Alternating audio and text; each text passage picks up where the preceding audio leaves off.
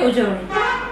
તારીખ 24મી માર્ચના Gandhidham municipal commissioner Manish Gurwani, મુખ્ય જિલ્લા આરોગ્ય અધિકારી ડોક્ટર મિતેશ ભંડેરી અને જિલ્લા ક્ષય અધિકારી ડોક્ટર મનોજ દવેના માર્ગદર્શન હેઠળ મહાનગરપાલિકા વિસ્તારમાં વિશ્વ ટીબી દિવસની ઉજવણી કરાઈ, જેમાં ડિવાઇન હોસ્પિટલ આદિપુરથી રામબાગ હોસ્પિટલ સુધી જનજાગૃતિ રેલીનું પ્રસ્થાન જિલ્લા ક્ષય અધિકારી doctor Manoj Dave, taluka health officer અને MOH મહાનગરપાલિકા Gandhidham doctor Dinesh Sutariya, Sagar Shukla, doctor Aditya Pandya, doctor Pravin Bagdiya, doctor Venkata Krishna Bharadwaj અને ડોક્ટર કૃષ્ણકુમાર વિરડા, જિલ્લા કક્ષાએથી SHA વિનોદ ગેલુતર, કિરીટ ભટ્ટ, આ ઉપરાંત આર્ય નર્સિંગ કોલેજના પ્રિન્સિપાલ લીજી જ્યોર્જ અને મૈત્રી સ્કૂલના પ્રિન્સિપાલ તથા વિદ્યાર્થીઓએ તાલુકા હેલ્થ ઓફિસ ગાંધીધામનો તમામ સ્ટાફ જોડાયો હતો અને ત્યાર પછી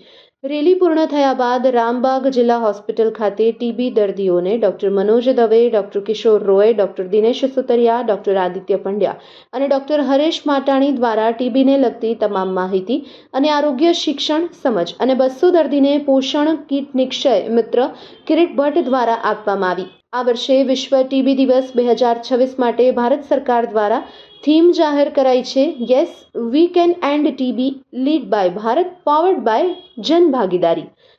તો taluka health officer doctor Dinesh Sutariya દ્વારા ટીબીના લક્ષણ અઠવાડિયાથી વધુ ઉધરસ, વજન ઘટવું, સાંજે તાવ આવવો, રાત્રે પરસેવો, ગળફામાં લોહી વગેરે ટીબીના લક્ષણ છે તેવું જણાવ્યું અને તેમણે કહ્યું કે આવા લક્ષણ દેખાય એટલે નજીકના સેન્ટર પર જઈ તપાસ કરાવી જોઈએ. વહેલું નિદાન, વહેલી અને નિયમિત સારવારથી ટીબીનો ફેલાવો અટકાવી અને મટાડી શકાય છે. વિદ્યાર્થીઓ પહેલું સુખ તે જાતે નર્યા એ સૂત્રથી પોતે સારી આદત કેળવે અને સોશિયલ મીડિયાના માધ્યમથી સમાજની વચ્ચે રહી સંદેશ લોકો સુધી ફેલાવે અને સામાજિક જવાબદારી માટે આગળ આવે તેવી અપીલ પણ તેમના દ્વારા કરવામાં આવી હતી. Report by Bharti Makhijani, Gandhidham.